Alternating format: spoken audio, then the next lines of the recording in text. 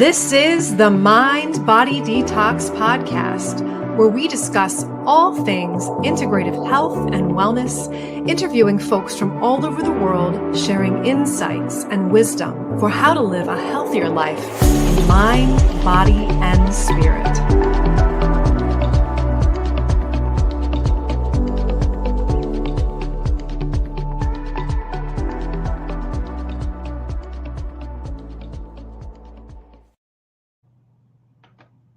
Welcome back, everyone, to the Mind Body Detox podcast. I'm your host, Integrative Intuitive Medium, Kara Lovehart, and we are the sponsors of the Libations Holistic Expo, the 23rd year this year. So we are bringing you pre-event wellness and conscious leaders in the in the field of holistic wellness.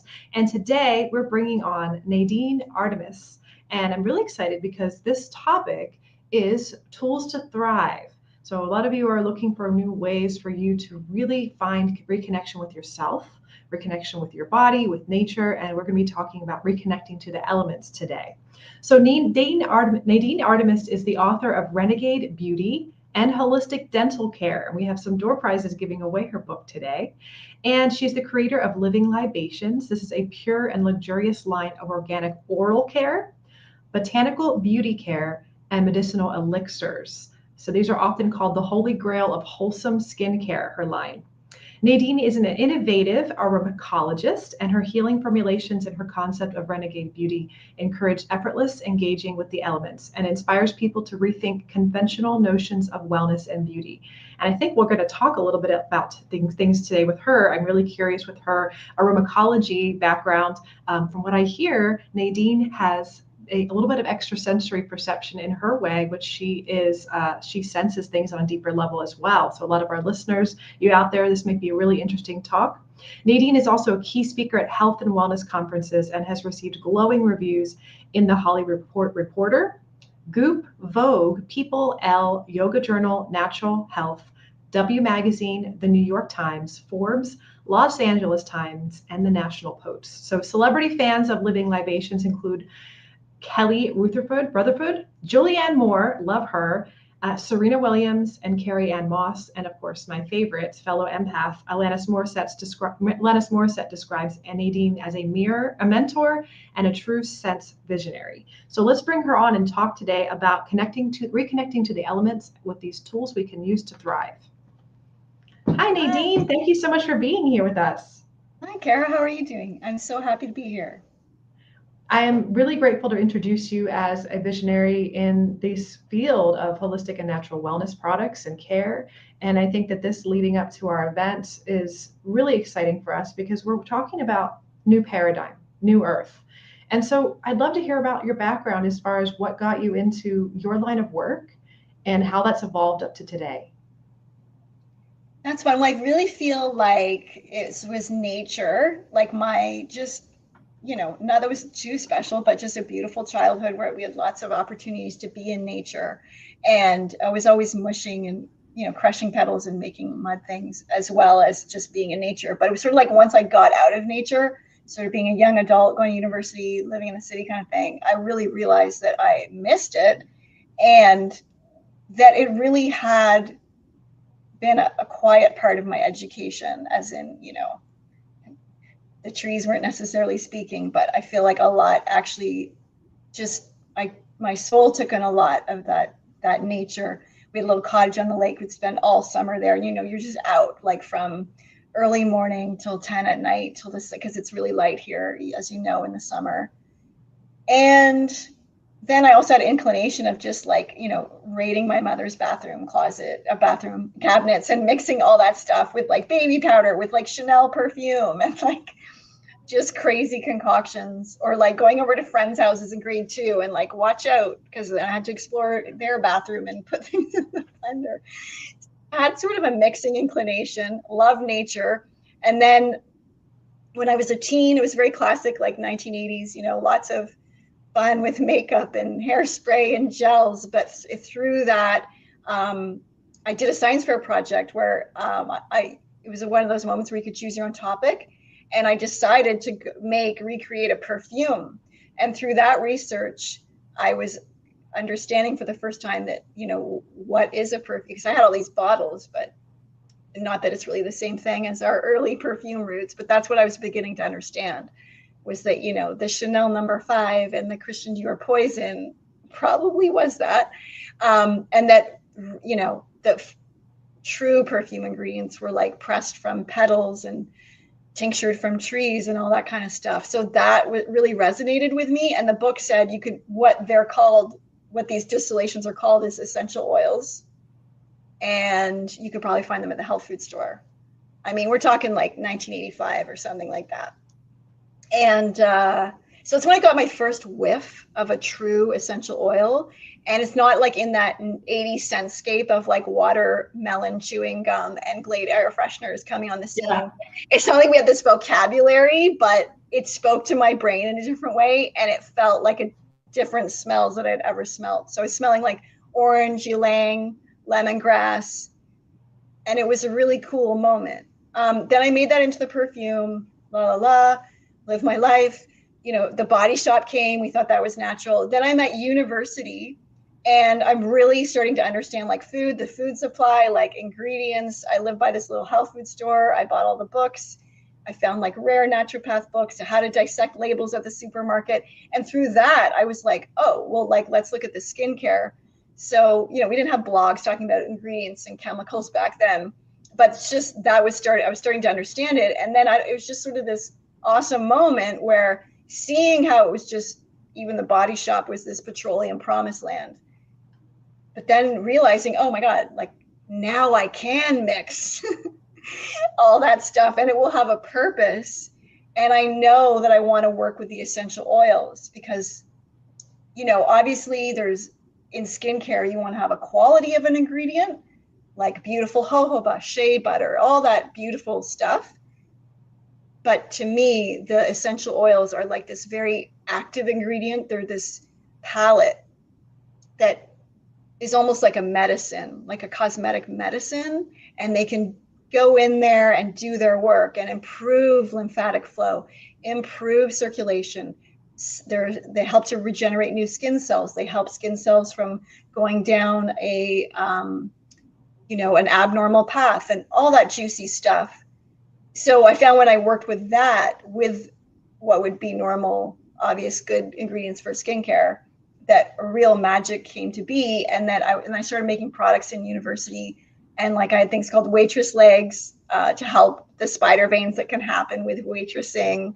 And I had blends for eczema. So it was like I was seeing how there were subtle, you know, imbalances in the body that through our care that we're going to be doing anyway, like just bathing, that we can make kind of like, not that the language was there then, but you're kind of stacking a biohack in a way so that everything is like maximized and more purposeful. Forget about, obviously we want it to be not toxic and not have a toll on the body, but rather than just be neutral and nourishing, like, you know, can we basically maximize this whole situation? And that's what I feel like the essential oils do. So that was sort of the beginning that brought me into it. And then, you know, I graduated, and within I had this concept to have a store for it to truly be, you know, I had this scent bar, like custom making perfumes you could come up and smell. So that's right when I graduated, I opened up North America's first full concept aromatherapy store. It was like in 1992 on Queen Street in Toronto. And here we are today. That's amazing. So I know, like, luckily it's more in the mainstream of us talking about chemicals and toxins and things that are in our products. And for a lot of our community, we have a lot of sensitive people that are really sensitive, either in their nervous systems or, like myself, as a highly sensitive person, as a medium, I'm sensitive to everything. So I'm curious about your experience with synesthesia. Mm-hmm. And would you be able to share what that is for the audience who doesn't know what that is, and how that related to your first experience and continued experience when you are having this communion with the essential oils or with plants? I'd be curious from your experience. That's a fun question. And just to take it, because you mentioned highly sensitive person or HSP, and you know where I learned about that from? Alanis Morissette. We were visiting, it was probably like, well, Leaf was 2, so actually it's probably like 15 years ago. We were just in California visiting her. And it was the first time she'd met Leaf. So I think we're like, you know, had our little toddler or something. She's like, oh my God, your whole family is HSP. And she talked about the book and the author and everything. And then it was like, oh yeah, like we definitely, you should take that test. And it just, so I definitely found that as a child, again, I feel like I was sensitive, but it wasn't like I was called that, or not that that would be bad or anything, but it wasn't like people are like, oh, you're so, but I was just like, I felt like I had a sensitivity or sensibility that I really realized that I had to take care of that myself. I can't, like, I was like, for what my body needs and the environment, I just realized that as I become more of an adult or older, I was like, that is in my hands, like to really, I guess, get my sensitivity needs met in a way, right? Like that I have to create the world and the environment.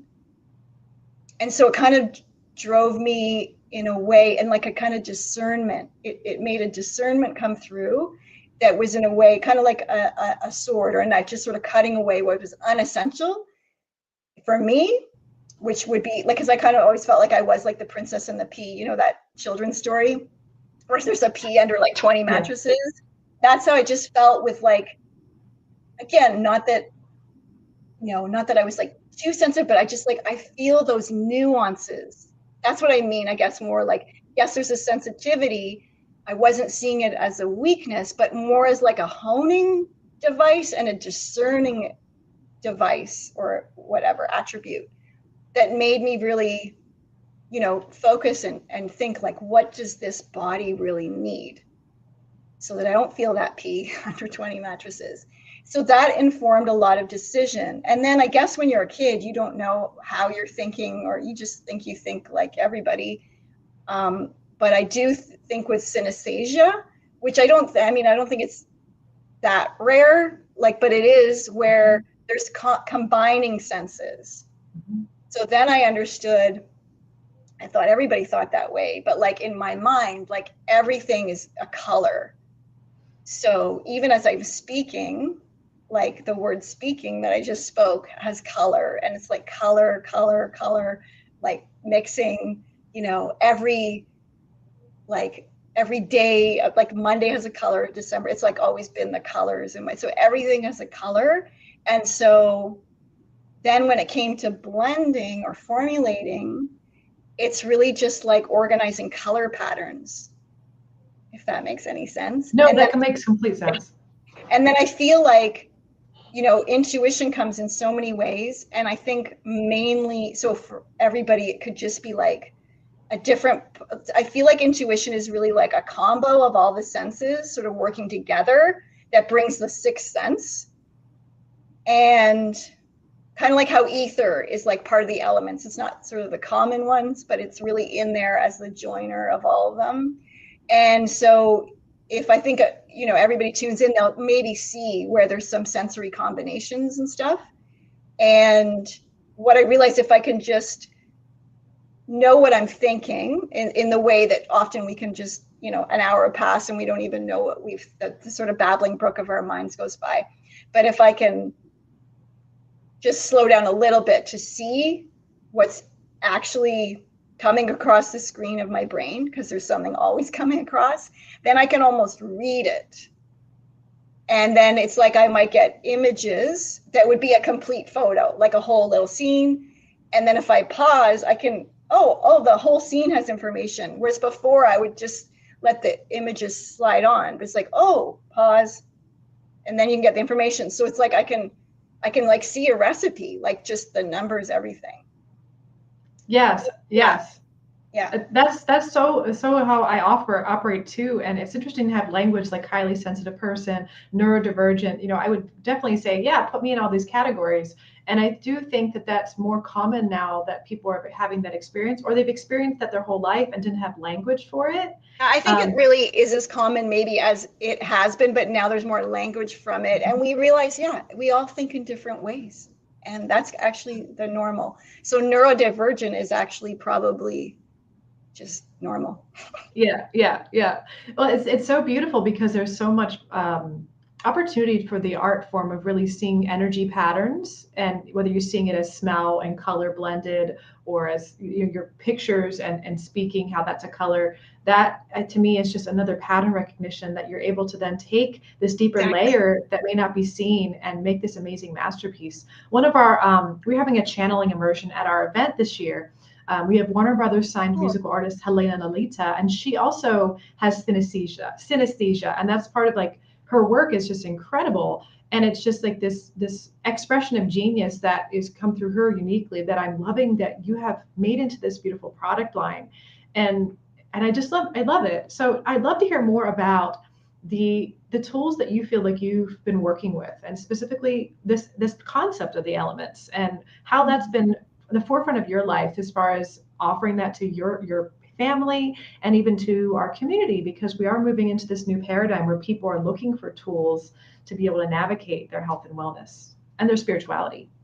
Yeah, well, I feel like the elements kind of have all of that. And yeah, I mean, like, earth, wind, and fire situation here.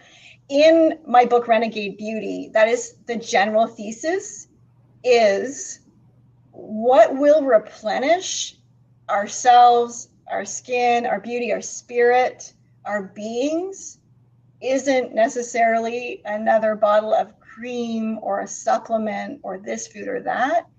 It is engaging with the elements. It's knowing that the cosmos is our finest cosmetic, and that, all the elements are like the finest bathing attendants for us. And, through modern life, we're kind of cut off from that, more and more. And the cool thing is, it is 2025, and generally speaking, we have shelter, we have running water, and we don't need to survive the elements in the same way as, thousands of years ago or even hundreds of years ago. So, but then we're forgetting, that the whole world exists outside. And also you could walk outside your door and it may be not that pleasant if you're, I don't know, next to some factory or something, but generally speaking, you walk out the door, we got all the elements there. And so we want to harness them and engage with them, because that's what's going to really, help our cells and mitochondria thrive and survive further. So what that looks like is, and actually, even within our house, we have air and water. So you want to have, good water. Does that mean, a shower filter, whatever, drinking good water, bathing in good water, hopefully jumping in a lake or an ocean sometimes, and then air quality in the home, but also just fresh air, getting outside, feet on the earth, walking on the earth, lying on the earth, eating beautiful things from the earth, putting the earth things on our body, and the sun, which has been shunned, and we have been, taught to fear it, especially if we think about beauty and beauty industry. I mean, pretty much any expert in the beauty industry will tell you, basically like SPF 50, do not walk from your car to the mall without full coverage, because the sun will get you. But we do want to understand that our bodies have been designed to engage with the elements, and our skin especially is literally designed to be and engage with sunbeams. And we have thousands of vitamin D receptors waiting to engage with the sun. When we're in the sun, our pores dilate to receive those seminal influences of the sun. And there's a lot that we know that the sun activates, and there's still so much more to discover. But what we already know is like, reason enough. So, and the sun also isn't just about avoiding the UV ray, because the sun is all day, and there's so many nuances. So we do and even though we have all this modern stuff, our cells and our biology live and die by light and night. So yes. We need dark nights and we need bright days, and we want to engage with those solar rays. And first of all, there's times when there's no UV. So you want to get to know those, because those are also essential, and they prepare the skin for the UV time. So sunrise, obviously sunset, that hour before and beginning. And that is also a time when you can look at the sun. You got about a 45-hour window, and there's cones in our eyes that if we're wearing sunglasses, we will not get the healing benefits of the sun. So you want to wear your sunglasses at night, just like Corey Hart was saying, but you want to wear your blue blockers at night. Do not wear sunglasses in the day at all, ever, unless of course it's to like drive or to function. But you don't want to be like getting the sun and, walking your dog or literally like bathing with sunglasses on. And so engaging with that sun. And so there's just the red light window up, and again, it's going to be different. You and I are in a similar region right now, similar longitude. So right now the UV comes in, it's July, it's kind of waning now, but about 9 o'clock. So you've got from like 5:30 to 9 o'clock to just drink all that in. And that is so good for our melatonin production, which I always thought of this thing at night. It was this thing and it was created from the pineal gland, but that's like 5% of the story. The real story of melatonin is we're supposed to produce it with exposure to red light in the morning. And it is an intracellular melatonin that's in the mitochondria. And it acts as the most potent antioxidant, more potent than glutathione. And it is like very important to mitigate reactive oxygen species, free radicals. But we don't see the red light in the morning, generally speaking, because we're not getting that natural UV. I mean, you can, if it's cloudy, I especially in the winter, it's like I wake up at 4 a.m. and it's like I'm hopping into the red light, just that feels good. But mainly I want to be getting that real sunlight. And if I can, like winter, spring, summer, fall, I will be sunrise to that UV time, and I'll just open the windows and bring on the sunshine. And then with the UV window, you do want that. When we're wearing a chemical sunscreen, not only are we soaking in all those chemicals and then activating them with sunlight, making them worse, like oxybenzene, which is main ingredient of sunscreen, not carcinogenic until exposed to sunlight, which is insane. So forget all that stuff, which is bad enough. But the main issue is it is dividing the UV rays. So it's dividing UVA from UVB.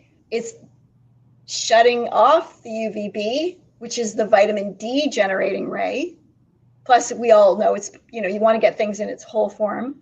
And then we're just getting the UVA. And when it's isolated, it is skin damaging. And in my book, I do cite studies from like cancer journals, New England Journal of Medicine, Cochrane Review, like very legit for somebody. All like studies that show the more use of sunscreen, the more chance of freckles and moles. Like it's there. It is there. So there's that whole thing. And like literally we now know that having sufficient vitamin D, which we can't just solely rely on through food sources. If it's fortified, it's D2 and not D3. It is rare in food, but luckily we do have the supplement. And I do, it's fun to like thrive without supplements, but I do recommend a D because since for the past like 7 years, since I've been tracking my time in the sun, it takes a lot of beautiful effort, beautiful work to get the right amount, especially in our northern climate here in New York and Ontario. You have to be, I'm totally committed, but I know that most people don't have that or that flexibility of like, I can sometimes adjust like, oh my God, the sun's out, came out cloud. I can hop outside sometimes. You know what I mean? I can capture that. Right now, and actually, I think when I was growing up, they're like, yeah, don't be in the sun from 11 till 3, which is just no. I mean, you don't want to be all like that many hours, just direct sunlight. There's obviously times to hit the shade and all that, but you do want that dose. And right now, luckily in July here, we could, in 20, 30 minutes get a good daily dose. But, how many times a week will it be cloudy, or all that kind of thing. So these are all factors. And then you want to understand what is the sun cycle in the day, and then what is the sun cycle of the season, to know where you can maximize it. But you kind of do want to have that sunrise, some kind of situation around noon, which could be, it could be at really any time the UV hits, but sometime between, but it's like the closer you are to noon, the stronger it is. And then the less time you can spend in the sun, so you can get that hit. But some days I love just spending like a lot of time outside.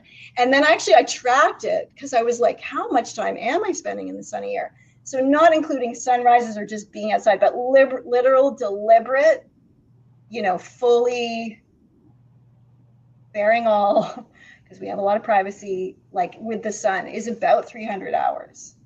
Wow. That I'm doing there. And not a lot of people are that committed. Yeah, unless they're farmers, unless you're a farmer. And even but then they're not naked. Yeah, exactly. They're not doing a lot of that. We gotta start a naked farming trend. Yeah. But they're up, it's so nice. I come from a family of farmers, and just the connection to the earth, connection to the food system, connection to each other, community is so important. I think that the elements they've been such a foundation for their entire livelihood. So I'm really grateful that I had that connection to that. Oh, so, absolutely. And even like obviously farmers and having food really actually grow outside, and cows and chickens. Like when we're eating factory farmed food, besides the obvious horrors, or eating plants that are grown in pesticides, that's a shadow over the plant, and it affects their photosynthesis. And then for like the eggs from the chickens, they didn't eat the grass or get the sunshine. So those eggs have no K2, for example. And the D3K2 is very synergistic. So we're eating foods that have been grown in the shadows of factory farming and pesticides, as well as putting ourselves in the shadows. And when we understand when the sun and how to use it, and everybody's different, and you have to there's these Fitzpatrick skin types, which is literally just like the human scale of melanin in the skin. So it's 6 types. And, if you're a 1, like kind of Irish-ish, yeah, you got to think a lot more about being in the sun. But if you haven't been in the sun for 10 years, even if you're not Irish, you have to start slowly but surely. You start in the spring, and maybe you're getting 10 minutes of UV, and you're just gradually working up to it so that you can bring it on. And then also, if you've had the red light, prepares the skin on a photonic level, and that melatonin that we would generate in the early morning sun is literally sun protective. So melatonin is like an internal sunscreen. And also as a good sun, I don't want to say protectant, but whatever, a sun harmonizer. If you are going to be in the sun, use melatonin like before you get in the sun, because you can use it in the daytime, and it's like sun. Like I've had people with red hair just not get burned. Don't try it at home, kids. Yeah, with the melatonin. Wow. Sorry, see that again? Yeah, just with that. So we're going into the sun with depleted vitamin D, depleted melatonin reserves, and that's what we're sort of baking in as well. So, we've got it sort of takes 2 to tango. Like, what are you bringing to the sun? How are we going to maximize the sun and use it for, its enjoyment and pleasure and its health? Obviously, like with everything, you can have too much water, too much sun, all that kind of stuff. So there's, it is a powerful thing, and the skin can get burnt. But if we know how to use it and not get burnt, then really it is our greatest healer and source of energy and vitality. It's and skin. I think it's beautifying for the skin. And the stuff that we think happens is really the root causes or other issues, like what causes hyperpigmentation. The sun could aggravate it, but it didn't cause it. It could be birth control, different medications, polyunsaturated fatty acids, like diets of mazola, canola, that you're baking in. Other sunblock can create hyperpigmentation. Just weird all the chemicals and creams and all that, again, that's baking with the sun. So it isn't as scary as we think. And back in the 1920s, 30s, 40s, I feel like in mid 40s, we sort of started changing our thoughts on the sun. But like doctors would be like, if you want, thicker skin that's supple and free of acne, get in the sun. And like Mademoiselle Coco Chanel was like, there's no outfit is complete without a tan. So it was a bit different. Like we had, and then they were winning the 1902 Nobel Prize for heliotherapy. There were hospitals in Lausanne, Switzerland. People come from all over the world where all the hospital beds are on verandas outside and they're up in the Alps healing through the sun. Wow, that's amazing. No, I have such a strong connection with light therapy, the sun, different frequencies. There's a newer documentary that came out that has Dr. Zach Bush in it. They were talking about the plants needing to be outside, not inside, grown in greenhouses with artificial lighting, because the biophotons from the sun, the biophoton emissions, and like absorbing it, creating this healthier food. And I think that's no different for us as humans. So like I'm loving our mitochondria. We have light inside our mitochondria.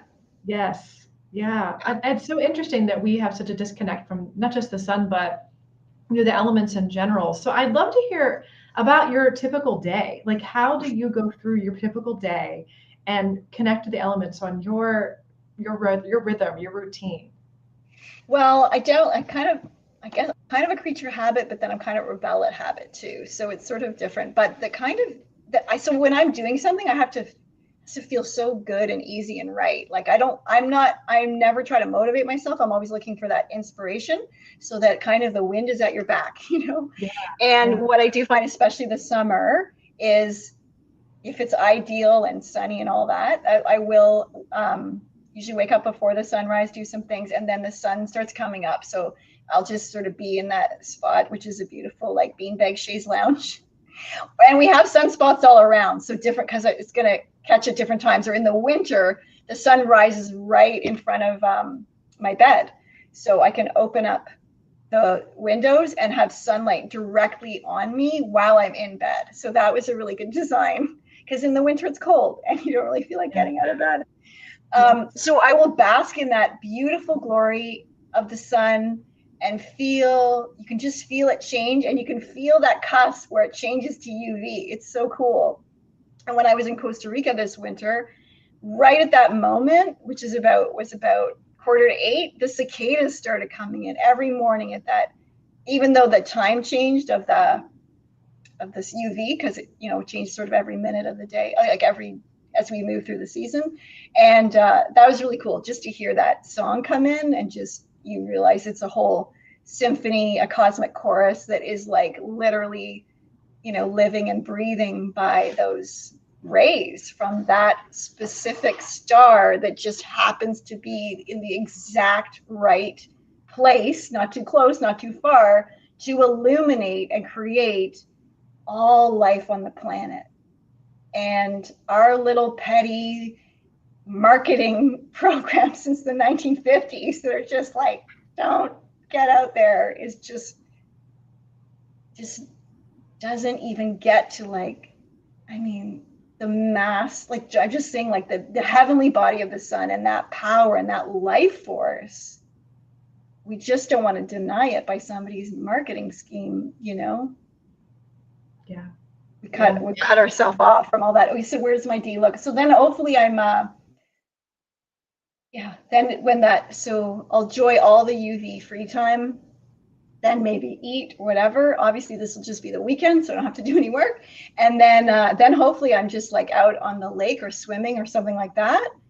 And then I'll sort of do the next round, which is my UV round, which could be, anywhere from, an hour or two, from 10 till 1, hopefully. Sometimes it's just half an hour, but if it's like a day that I can just bask in it, because also we're not in the tropics, as you know, and I just really feel like in the seasons where I can bring it in, I've got to. And then I'll walk barefoot. So I used to like walk the trails, but now we have our drive. We just have like a dirt driveway, country roads, but I have a little bit of sand on one side. And so it's all like, I always just walk the driveway, and I'll even go down the country road, because actually I can totally walk on stones now.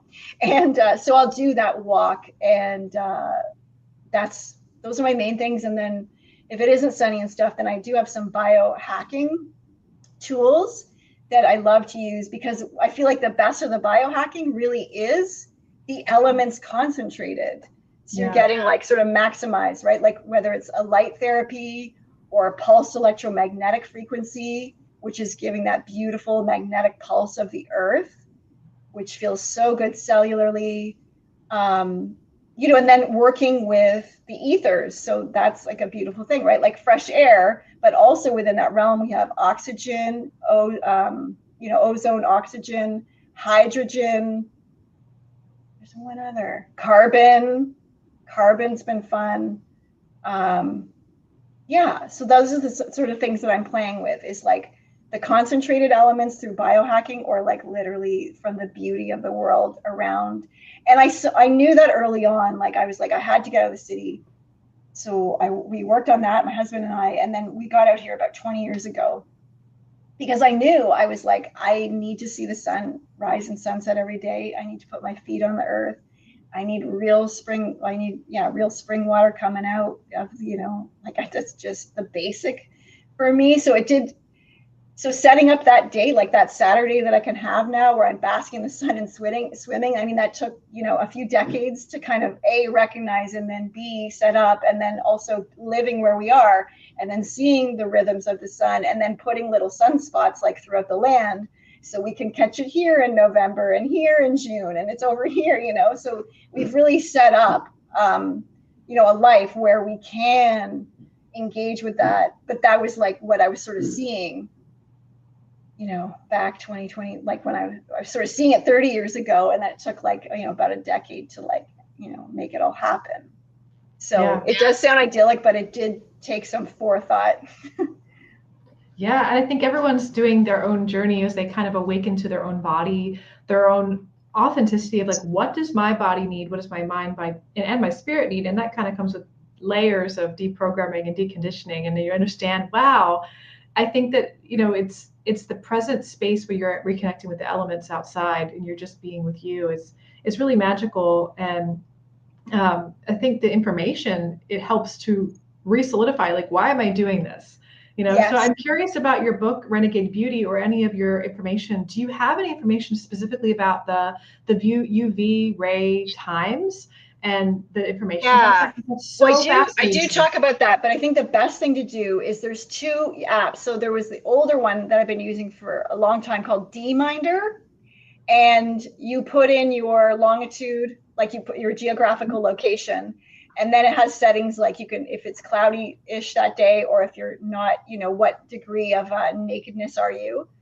Like, do you have a bathing suit on? So you can put all that in. And then, so when you're starting your sun session, that's how I know how many hours I was spending like suntanning, because I literally track it.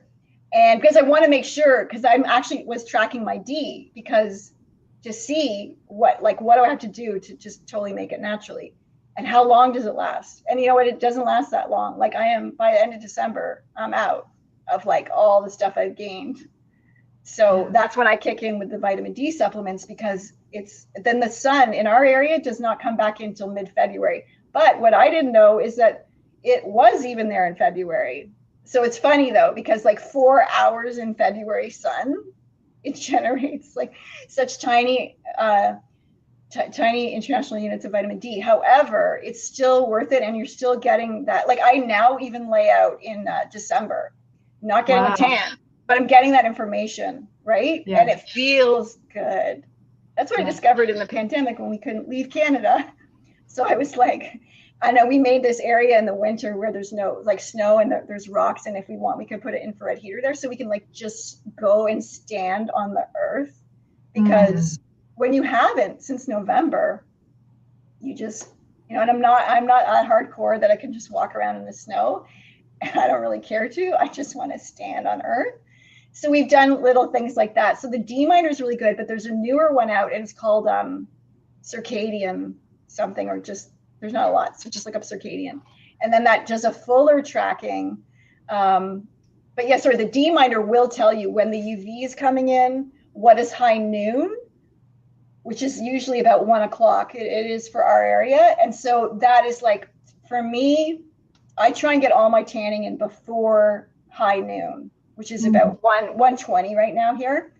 And scientifically and philosophically, like, so from the history of sunning, there, they say to do it in the solar noon, before in the morning, not the morning, but up till solar noon, because the ions in like, I guess before the noon, there is negative ions, and then after it's like a positive ion situation is one of the things. But apparently it's just like many reasons, but I feel like I feel that makes sense. There is some science to explain it. So I'm not like tanning at like 2.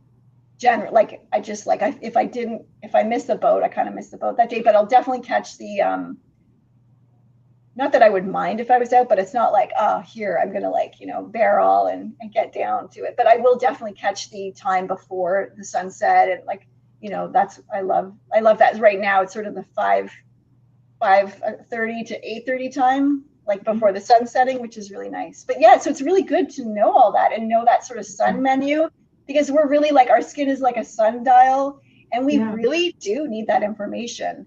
And with the UV, like, you don't have to go that crazy.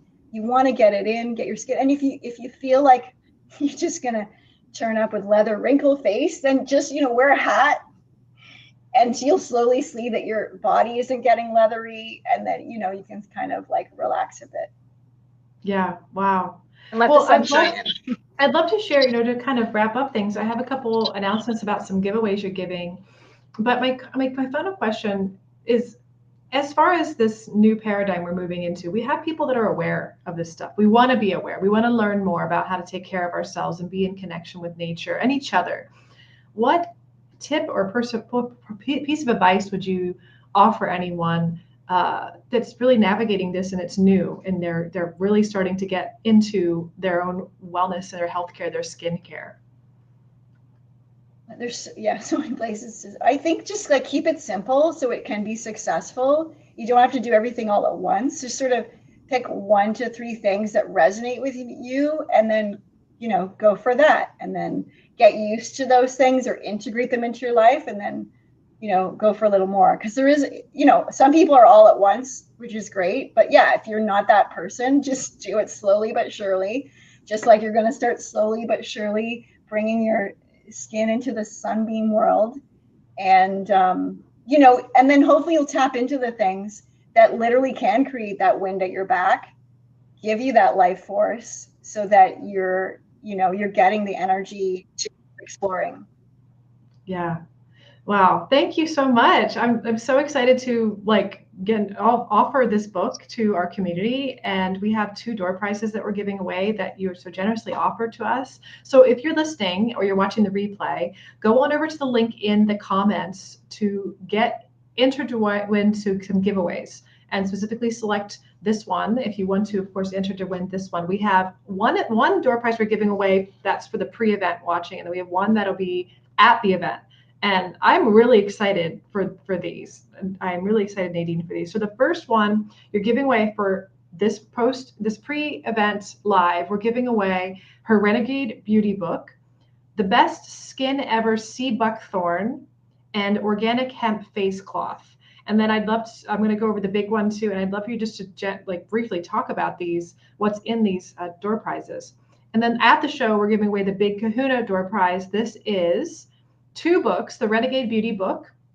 This is Nadine's essential guide that has the concept of Renegade Beauty, talking about the elements in nature to revive your skin, your body, and your soul. And then the holistic dental care. So this is really interesting. This is your comprehensive guide to do-it-yourself oral care.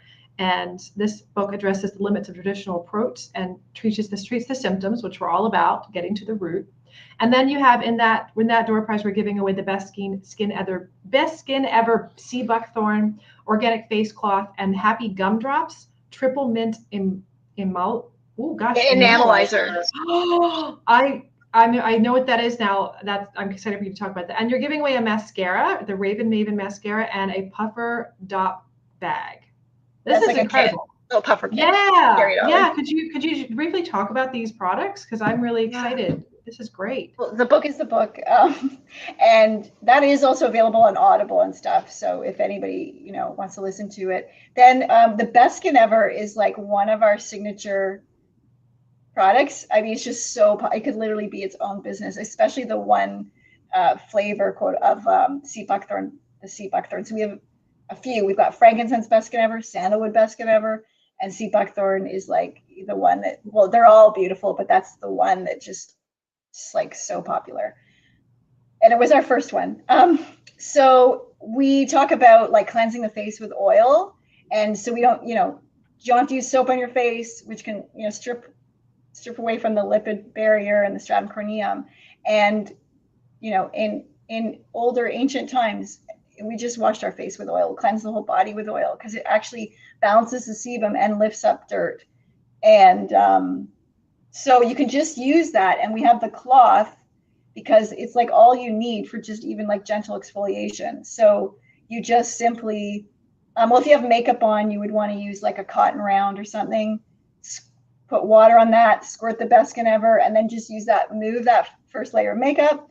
And then you can splash your water with face and then use the cloth. You just have to wet part of it, squirt the oil on it, and then like rub that over face. You can do your whole body, and it just really sends the oil in. And then you can rinse with water, and then you can just add one more drop as the moisturizer and serum. And for guys, they usually don't add that extra drop, but like man, woman, child, love it. People with like, it really starts to even out skin tone, glow. We always get emails about like, oh my God, now I don't feel like I have to wear makeup to leave the house. I love the that. skin's getting more balanced. And then obviously people with acne or cystic acne feel a little bit shy about like cleansing with oil. And of course, many oil cleanses are totally gross. Soy, rancid oils, petroleum derivatives, blah, blah. That's not what we're talking about. And so people with cystic acne just start usually, sometimes, for the rare person, there can kind of be a reset because sometimes we have used so many chemicals and stuff that kind of has to come out. Mm-hmm. But generally, 98% of the time, it's like smooth sailing to like just slowly but surely clearing that up where, people are seeing a difference in like usually the first day, and then, give it like 2 months and like things are deeply clearing up, scars are getting repaired, all that kind of good stuff. Yeah. So it's really that's so quite trending lovely. now. The oil cleansing is so trending. There's people now that are like, oh, oil cleansing. I feel like more and more people, especially estheticians, are talking about this, more holistic estheticians. And I'm glad that it's catching on. It's really worked for my son and his acne. And I actually haven't tried it. I haven't tried the oil cleansing yet. One time we had a whole football team, the Pacific Palisades, not the whole IMEX, but like the Pacific Palisades, like high school football team, totally into the sea buckthorn Best Skin Ever. And they were totally also taking we have the extract oil because you can take it internally, and they were all clearing up their acne. Wow. So, we had like a Waldorf mom. Oh, that's great. Through the Waldorf community, and then the son was at the high school, and she was so into it, so it kind of spread like wildfire.